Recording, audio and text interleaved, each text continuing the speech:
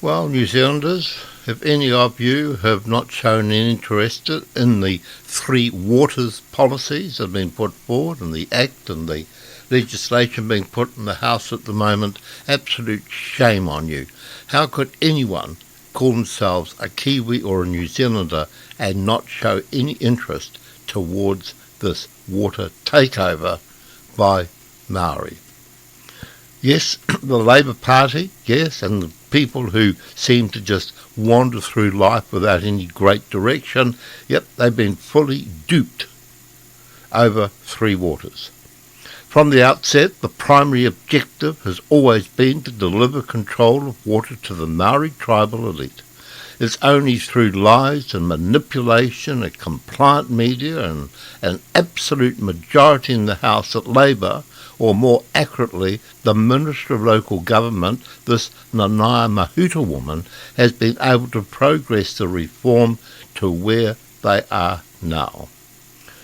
Three key changes have been introduced to give control of water to iwi, and mostly iwi, that's the Tainui tribe.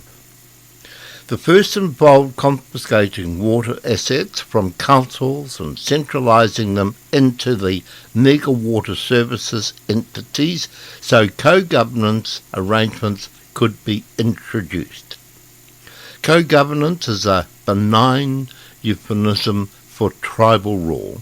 It's a clever description because it sounds equitable even though it's profoundly discriminatory since it gives tribal minorities veto rights over those representing the majority of New Zealanders.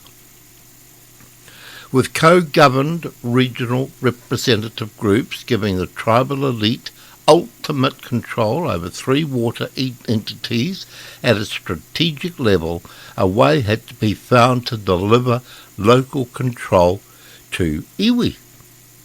That has been achieved through the Bill's Te Mana Atiwai statements, which the board running the water entities must give effect to.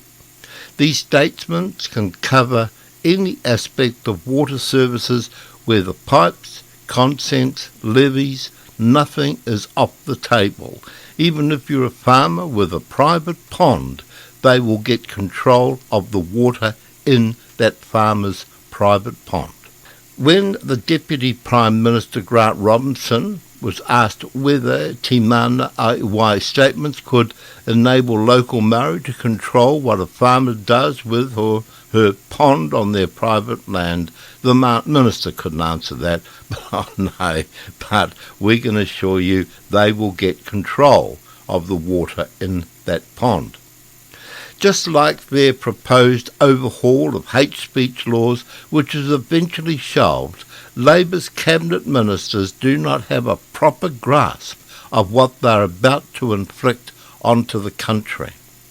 The only one who really understands this insidious detail is this Tainui Maori woman, and she's pushing her own agenda. Oh yes, she is pushing her own agenda for Tainui Maori and her family, that's the close relations of the Ormsby family. To ensure tribal control over the new water services regulator, the minister established a powerful Maori advisory group with the authority to issue directives to the Waters Regulators Board. You can't, but this could only happen in Zimbabwe. So, with the plan for tribal control of water stitched up, the minister set about manufacturing a crisis to justify to the public her confiscation of their water infrastructure and services. A multi-million-dollar advertising campaign was launched to build public support for this reform by depicting sludge coming out of taps, and it aimed to discredit local councils. This water takeover by Maori is being driven, manipulated and managed by Tainui. That little loudmouth $80 silk underpant wearing prick, that little dishonest bastard Tuku Morgan, has the support of the Maori King to continue his influence and control over these Labour and Maori Party reprobates, and now with the help of the Green Party to secure the first major step for the control of all our water by Maori. Actually, be aware, mostly for Tainui Maori interests. How could any MP, and certainly MPs sitting on the government benches, these dipstick Labour MPs, vote for such a dishonest yet obvious takeover of water by a single group of thieving, conniving, lying assholes such as Tuku Morgan, Mahuta, and her family in the name of progress or protection? The only protection that Tuku Morgan and his disagreeable lot are offering, it is a protection racket.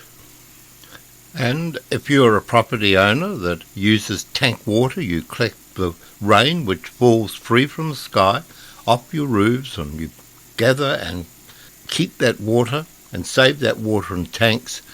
You wait until this protection racket hits you. I tell you what, on the books, in the background, is actually the idea that you are going to be charged for the water that you have in your tanks that you collected from the sky.